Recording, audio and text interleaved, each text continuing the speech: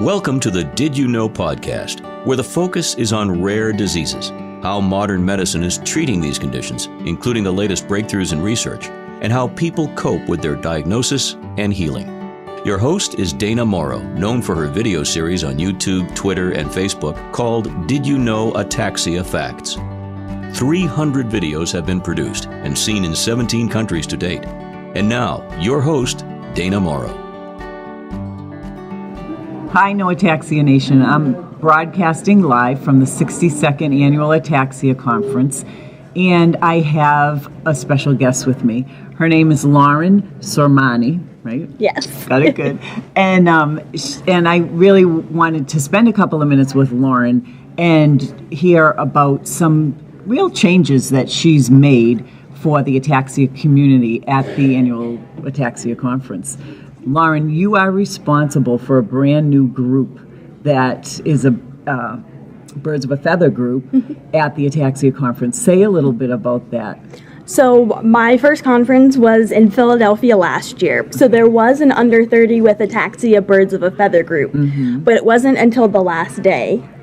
So that is where I met all of my friends that have ataxia, like Cameron, who you just talked to. Yeah. So I kind of wanted to make that its own support group because we had a really great connection. We talked for over 2.5 hours. And everyone who I'd met with ataxia before the under 30 group was nowhere near my age, and I kind of wanted to speak more to like social situations in high school and college, but I didn't really have that group of people to do that with. So I was really happy to have the under 30 Birds of a Feather group, and the NAF thankfully decided to make it a permanent support group, which I now moderate. It is on Facebook, and we do have virtual meetups every month as well. Oh, that's awesome, because you can reach so many more people through social media, so that's really terrific. Yeah. And isn't it amazing when you go to a support group of your peers, how the connection is instant? And Absolutely. You guys don't have to spend a lot of time talking about the ataxia. It's talking about some of the life issues that you want to address. Yeah. We had people from, I believe, 5 countries in addition to the United States, which was really cool as well. Yeah, that is kind of cool. So do you do translations like when No, they all spoke English. They all spoke English, Yes. so that's great. Yeah, but I know Facebook has a feature to do translations, so you could incorporate people from other absolutely. countries. Yeah, so that would be terrific. And you were part of a panel in today's annual well, like it's not the annual, but like the meeting today, you were part of a panel. And what was that panel about? So it for was anybody that wasn't here. The Life with Ataxia panel. Yeah. So how is life with ataxia? Describe for me what your life has been like since you've been diagnosed with ataxia. So I try to, like, obviously my health is very important and serious, but I don't let it control my life. So I still go out and do everything that I would without ataxia. I might just have to get a little bit creative on how I go about that. I think that's a really powerful message, because I think that so often people get that diagnosis and they get consumed by that diagnosis and they almost stop living.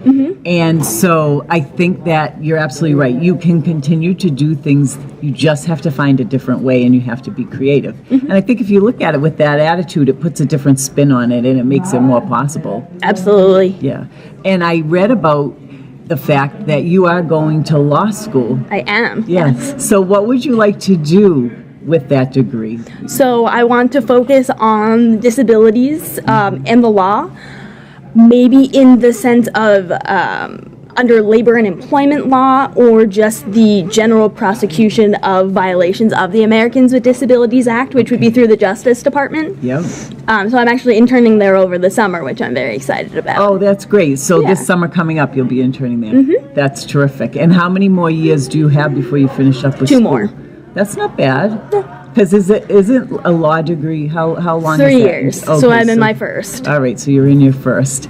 And what type of ataxia do you have? I have SCA8. SC8. Okay. And what are some of the typical challenges with SC8? Like, what are some of the typical symptoms of somebody with SCA8? It's one of the slowest progressing SCAs. So I have balance issues. I don't really have speech involvement at this point. Fine motor.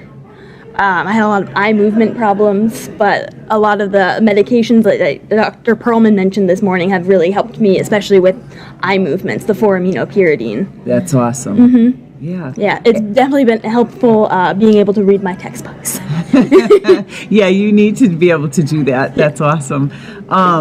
So when you are moderating your Facebook page, what kind of topics come up? Just general life stuff, or is there anything specifically related to ataxia and how to manage the ataxia that you guys talk about too? There's a whole realm of things. All it right. could be anything from just wanted to say hi to everyone, how's everyone's day going, to I have this problem, I don't know what to do, does anyone have any advice? So it really is the whole realm of questions. Yeah, just life stuff. Yeah, and then some ataxia stuff thrown in. Yeah, I think that it's really important to be able to share tips and tricks with one another, because my husband has ataxia, and what we've learned is someone else with ataxia is best able to advise you on how to do things, and they've probably gotten creative and tried something that they can share with you and make your life a little bit easier. Definitely.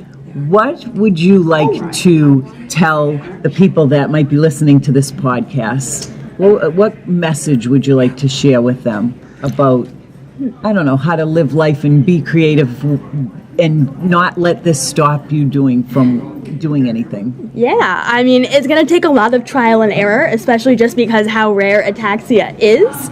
But if you continue going and continuing to get creative, eventually you'll find something that worked. My whole first semester of law school was a lot of trial and error, but eventually I got it down to, okay, this works and this doesn't work.